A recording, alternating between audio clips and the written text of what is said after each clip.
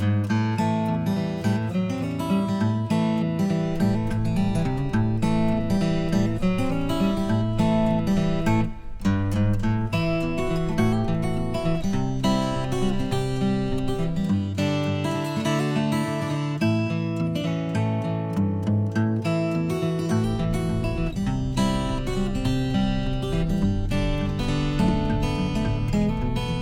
everyone, welcome to my channel. Today we are going to explore Fort Snelling State Park.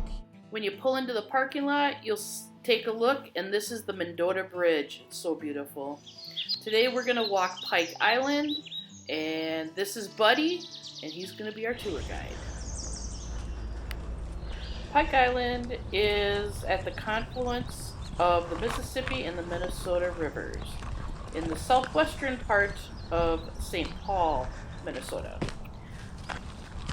This beautiful island is managed as part of Fort Snelling State Park and is within the Mississippi National River and Recreation Area. Look at the work that these beavers have done here. This is all over the park so far that I've seen.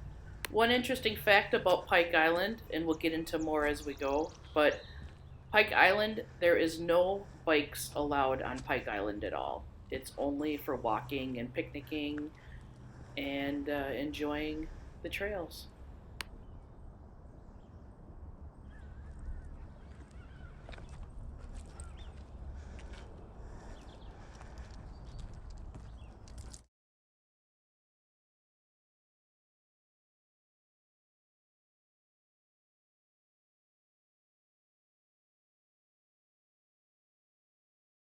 We just barely got onto the trail, and look, there is a white-tailed deer waiting for us.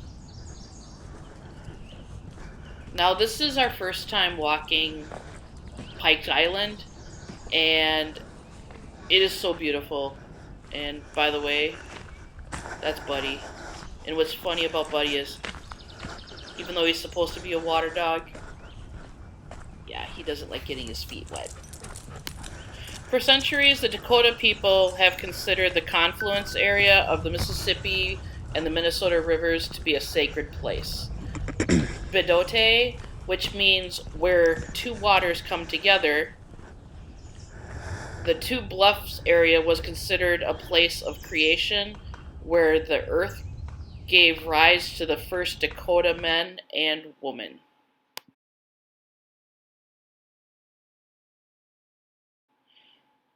So what we're looking here right now is the beautiful Mississippi River.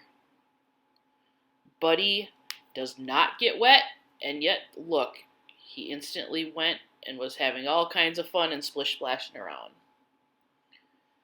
When we were here, we even saw a couple eagles flying over, and eagles have always meant something extremely special to me. In September of 1805, the island was part of a 100,000-acre land purchase from the Sioux Indians by Zebulon Pike. Pike's purchase was later to become Fort Snelling, Minneapolis, and St. Paul. The government wanted to build a fort to protect American interests in the fur trade in the region, and Pike negotiated the treaty. Pike valued the land at $200,000, but the U.S. Senate later agreed to pay only $2,000. In 1819, Colonel Henry Leavenworth invited Jean-Baptiste Faribault, a French Canadian, and his family to settle on Pike Island near the new fort to help promote the fur trade. An 1820 treaty gave ownership of Pike Island to Elizabeth Perliger Faribault, a Dakota Indian and wife of Jean-Baptiste Faribault. The 6-week Dakota War of 1862 resulted in the deaths of hundreds of settlers and Native Americans. After the conflict, more than 400 Dakotas were tried and 302 men condemned to be executed at Mankato, Minnesota. President Lincoln eventually commuted the sentences of all 38 Dakota who were hanged in a mass execution on December 26, 1862. During this time, more than 1,600 Dakota women, children, and old men were held in an intern camp on Pike Island under the cannons of Fort Snelling. Winter living conditions were harsh, with little food and no shelter, and cholera struck the camp, killing more than 300. In May of 1863, the survivors were forced aboard steamships and relocated to Crow Creek in the southeastern Dakota Territory. A place stricken by drought at the time, the survivors of Crow Creek were moved 3 years later to Santee Sioux Reservation in Nebraska.